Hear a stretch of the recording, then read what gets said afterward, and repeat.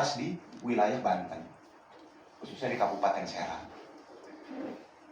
Itu sangat luar biasa beratnya, sangat luar biasa beratnya sampai detik hari ini.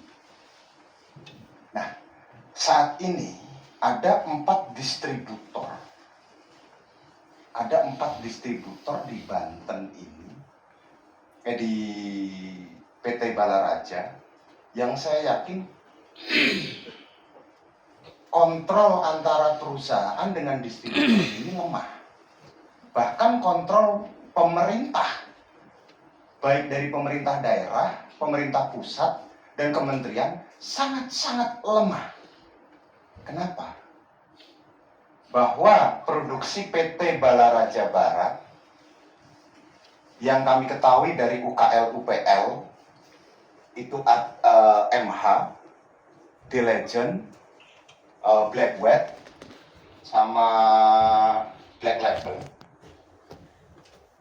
Tidak ada yang namanya di UKL UPL itu di Kabupaten Serang. Setelah kami mendapatkan audiensi itu yang namanya kawah-kawah tidak ada di tahun 2016.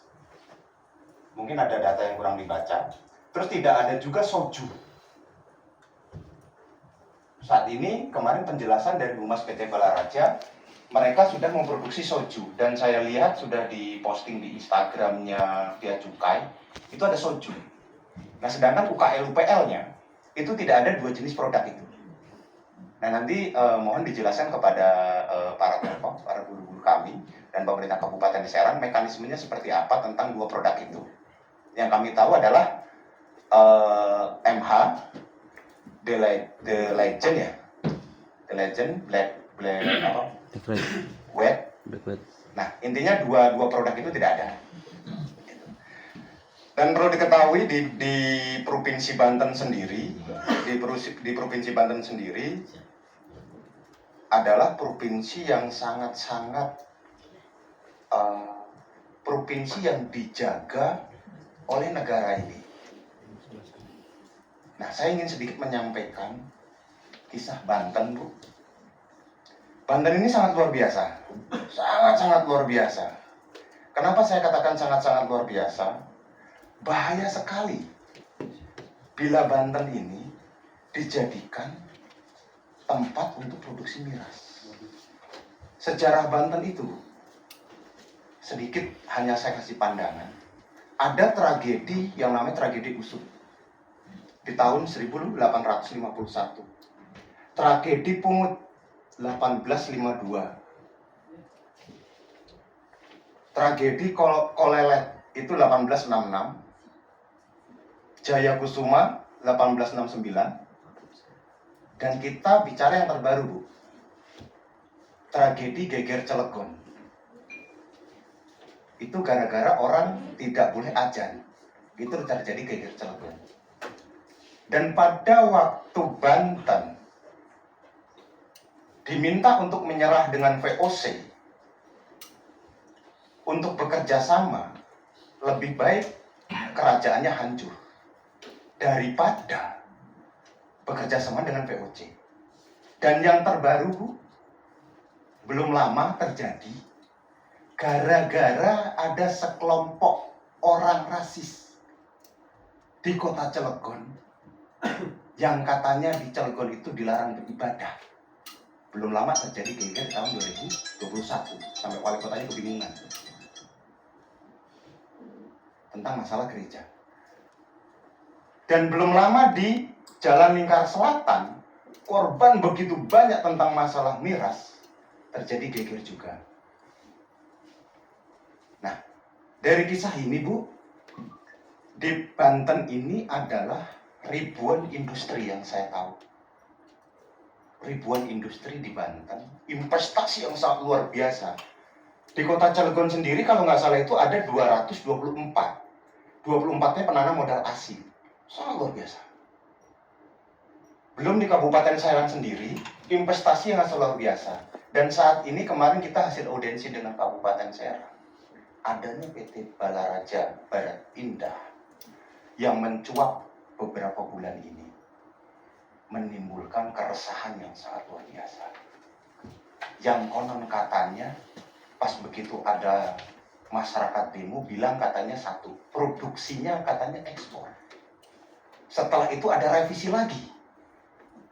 Kami bebas menjual di seluruh Indonesia kecuali yang ada larangan perdanya. Nah, perdanya di Kabupaten Serang aja, waktu mendirikan sudah ada Perda nomor 5 tahun 2006 yang dilarang minuman keras atau beralkohol. Kok bisa pakai didirikan?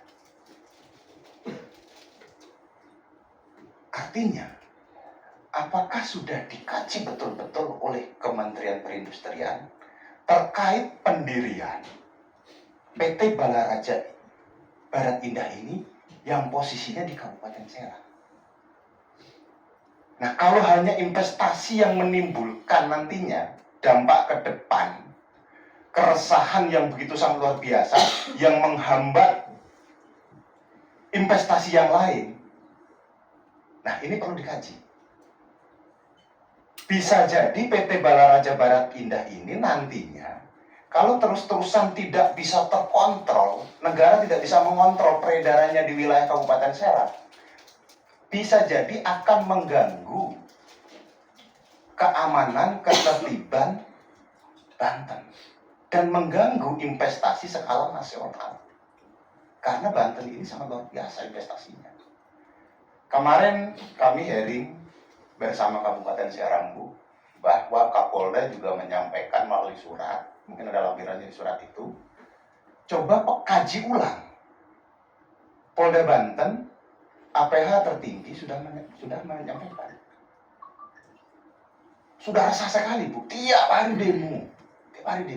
Tiap hari siang malam ulama ini. Dan bukti-buktinya adalah kami jangan disajikan terkait dengan cerita Humas PT Balaraja Indah.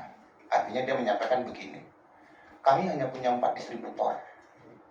Kami nggak tahu distributor kami ini mau jualnya kemana. Artinya, tanggung jawabnya bagaimana?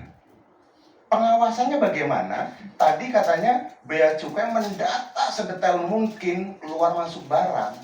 Tapi ternyata yang namanya beli kawa-kawa di Banten itu, Bu, sama aja beli mineral. Beli di kulkas, di toko-toko softcase itu langsung diminum. Udah. Itu. Beli soju di Kabupaten Serang itu sangat mudah, Bu. Sangat mudah. Dan bahkan kami sedang mengkaji, sedang menguji berapa jumlah sekolahan di Kabupaten Serang dengan berapa jumlah penjual kawa-kawa. Artinya ini investasi ini nggak terkontrol. Dan tidak pantas juga terkait daya di luar area. Saya tidak membicarakan itu mau di luar area industri halal atau di area ini. Yang jelas kami di sini tadi disampaikan oleh Ibu, kami minta didetailkan. Ibu juga bisa menyampaikan ke Kabupaten Serang terkait dengan peraturan Presiden atau Perpres tahun 2003, nomor 74 tahun 2013, Perpres nomor 49 tahun 2021, nomor 10 tahun 2021, Permendak nomor 20 tahun 2014. Ini kami minta didetailkan karena di sini saya melihat begini, Bu, bahwa di sini diatur sedemikian rupa oleh pemerintah, baik pusat ataupun daerah, tentang masalah minuman beralkohol. Dalam peraturan Menteri Perdagangan nomor 20 tahun 2014, bahwa minuman beralkohol itu hanya boleh diizinkan dijual di umur 21 tahun. Betul tidak, Bu? Tapi nyari kawa-kawa, Bu, itu di warung-warung emperan banyak. Bagaimana seorang kementerian ini kerjasama dengan aparat penegak hukum, kerjasama dengan Bea Cukai, bekerjasama dengan pemerintah daerah untuk mengendalikan ini. Ini sudah tidak lazim. Artinya begini, mudah-mudahan gitu, kalau memang tetap dipaksakan PT Balaraja Barat Indah itu berdiri, tetap ingin diberdirikan kokoh di Kabupaten Serang, saya minta tolong kepada Ibu Direktur, sampaikan kepada Bapak Menteri, sampaikan kepada Bapak Presiden, hapus perda di seluruh Banten yang mengandung peran serta masyarakat. Hapus perda nomor 21 tahun 2000, tahun nomor 3 tahun 2001. Buat apa perda itu? Kembalikan lagi uang masyarakat. Itu. Artinya akhirnya pada 1 minggu kemarin masyarakat, ulama durder, Bu, kalau bahasa Cirebon durder di meja pemerintah Kabupaten Serang. Kasihan. Bapak-bapak ini kan harusnya sudah, pejabat-pejabat ini ngurus masyarakat. Apakah tugasnya bisa, kamu umur berapa kalau mau beli alkohol? Nah, ini sudah tidak bisa ditolerir. Karena apa? Namanya anak SMA sekarang kalau udah pulang sekolah, Bu, di Banten itu, Bu, itu minumannya kawa-kawa, ngetren kawa-kawa itu. Nah, ini. Jadi yang tadi dikatakan sangat-sangat ketat diawasi oleh undang-undang, mohon maaf, kami ada buktinya semua, foto-foto, video, dan bahkan saya yang beli. Saya pulang dari sini, Bu, habis antar surat, itu pulang sampai Banten itu kurang lebih maghrib, pulang langsung beli. Bener gak sih kawa-kawa ini? Dari mulai hari Jumat, Sabtu, Minggu, saya beli kawa-kawa itu, ternyata mudah sekali. Nah, pertanyaannya begini, kami melihat humasnya PT BBI menyampaikan kami nggak tahu kok di Banten banyak peredaran. Atau siapa yang tanggung jawab? Pak Menteri kah? Pemerintah daerah kah? Bea cukai kah? Nah, ini baru sisi itu. Siapa yang bertanggung jawab ini? Siapa yang akan menarik produk itu di wilayah seluruh Banten? Siapa yang bertanggung jawab? Nah, ini pertanyaan saya seperti itu. Nah, kedua, Bu, di pasal 14 tersebut adalah pasal yang mengatur tentang tempat. Di warung kelontong, di warteg, di warung jamu, di diskotik, di kafe, di tempat karaoke. Tempat karaoke aja, Bu, di Banten itu tidak diizinkan bila menjual minuman keras. Nah, ini pabrik. Kebetulan di sini ada Bapak Kasat Proyek yang setiap hari bersama masyarakat sangat luar biasa sekali, bersama ulama, keliling malam-malam. Ayo kita keliling, cek langsung. Sangat luar biasa. Sampai mereka ini. Dan di sini juga, di sini ada toko bebas bea. Kok menjualnya di warung kelontong? Nah, di sini peraturan ini bagaimana? Akhirnya di situ saya sampaikan di surat itu, saya minta kepada pemerintah kabupaten sampaikan di perda di Banten ini ada Perda Provinsi Banten nomor 3 tahun 2016 tentang penyelenggaraan ketentraman, keterlibatan umum dan perlindungan masyarakat. Kami memohon, Bu, kami masyarakat Banten, kami minta perlindungan. Kami sudah capek sebelum ada kawa-kawa, sampai detik hari kami sudah capek yang namanya ngeberantas yang namanya kolesong, yang memberantas namanya anggur merah, memberantas yang namanya bir. Karena di Kabupaten Serang itu nggak boleh. Kota yang sangat-sangat religius. Kok bisa didirikan pabrik gitu? Kami sebagai pemuda marah, Bu. Karena apa? Orang yang di Jakarta di sini nggak merasakan. Coba tinggal di sana 1 minggu aja, keliling bersama kami. Kementerian PPA menyampaikan di Banten itu sangat tinggi sekali yang namanya pelecehan seksual yang diawali dari miras. Ibu bisa lihat datanya. Yang tukang nasi goreng habis minum anggur merah, ada pembeli di lecehkan. Segala sesuatu di Banten ini saat ini, kami bersama pemerintah daerah di Provinsi Banten bersama-sama sedang memerangi itu untuk menurunkan angka kekerasan terhadap anak dan perempuan. Kami sendiri, Bu, dan saya bisa ditanyakan juga, setiap ada pergantian Kapolda, ada pergantian Kapolres, sering, Bu, kami diundang sebagai narasumber. Karena kami penggiat yang namanya human trafficking. Ternyata dikaji, ternyata rata-rata dari minuman keras. Nah, di sini di Banten itu, Bu, ada peraturan yang tadi saya sampaikan di situ, ada peraturan Presiden nomor 74 tahun 2013, peraturan Menteri nomor 20 tahun 2014, peraturan Menteri Perdagangan nomor 15,